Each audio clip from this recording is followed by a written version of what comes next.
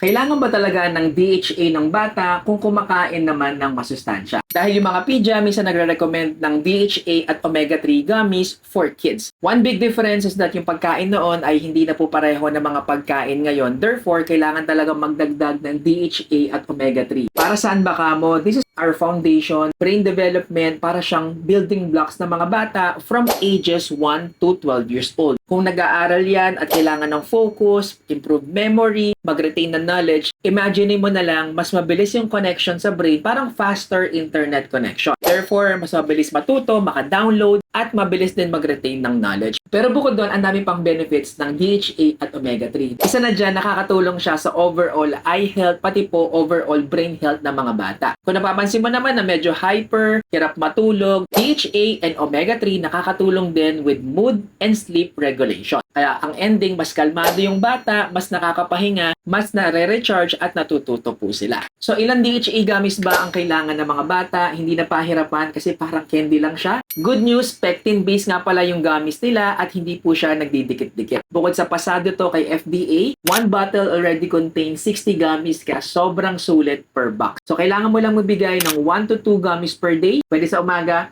pwede rin sa gabi. Kaya kung may mga anak ka at nag-aaral pa yan, please make sure to give them DHA plus omega-3 gummies. Click on the basket. Stay safe and peace.